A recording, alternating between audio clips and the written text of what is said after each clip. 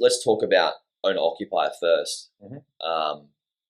And what should somebody be like? Why would somebody? What would they be looking for when we're looking at buying based on owning? Like, Yeah, well, it's pretty it's common sense. What common sense hat on? Hello, common sense hat.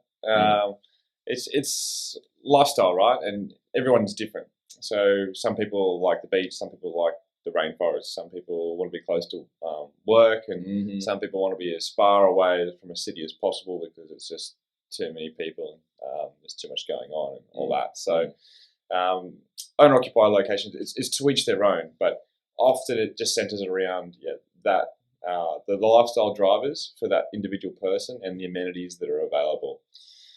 yeah, and I think it's so important for people to really be realistic around what they want in a location.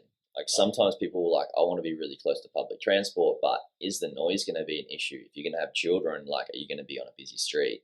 Um, and also, some people, I know when a lot of people move to the Gold Coast, and they will buy in a location that they have done research on the internet and look at it sight unseen as an owner occupier, come up and be like, oh, this suburb doesn't vibe with me, Yeah, they might have spent like 1 or 2 weeks on a holiday and loved Palm Beach and be in holiday mode. Yeah, yeah. And you hate Palm Beach.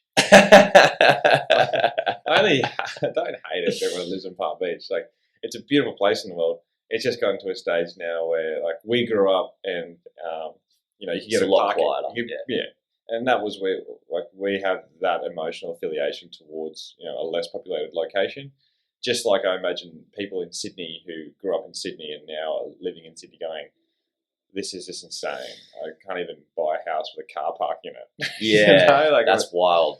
You told me that last week, right? People are buying units for what, a couple of mil? Oh, houses for a couple of mil. Yeah, well, houses without parking.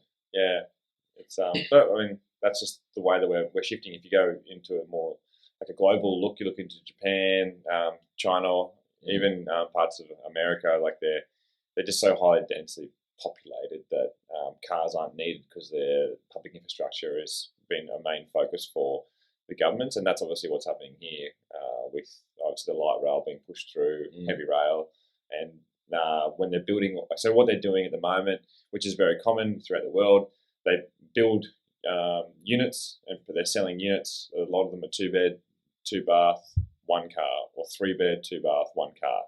And what that's doing is only giving people that limitation to own 1 car. Alternatively, they can have 2, but it has to be parked on the street. Where do you park it? And that's what we're seeing here.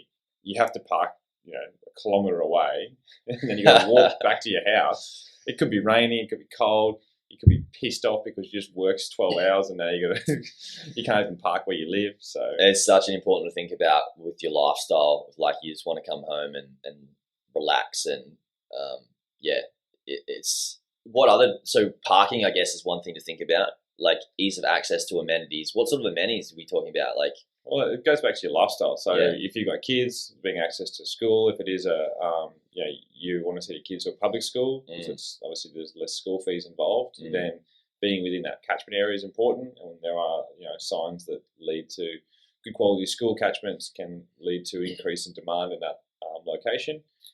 It's not a one-trick pony though. There's many factors to consider. It's not just schools, but going down that path to go, well, what is that person actually looking for? And then you go into, well, now you've found that location.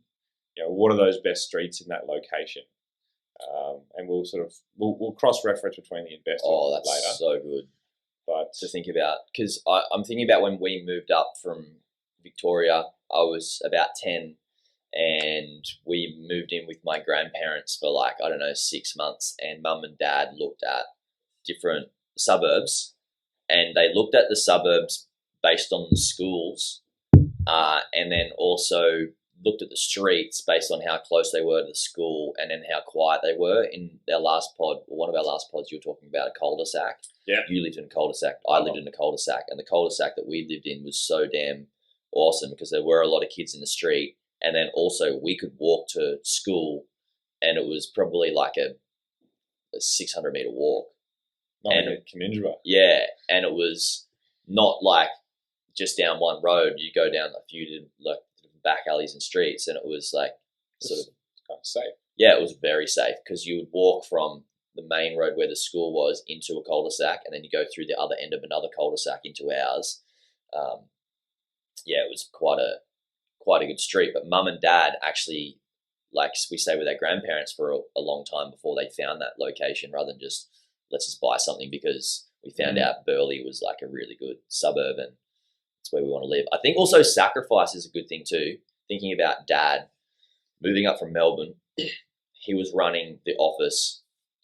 Actually, dad was a property developer. Yeah, no, We we haven't- haven't touched we haven't base talked on on that. this, And that's yeah. why he was good at picking where to live, and obviously Yeah. they've done quite well out of that. Yeah, so he was running the Queensland area in Brisbane for the property development firm he was working for, and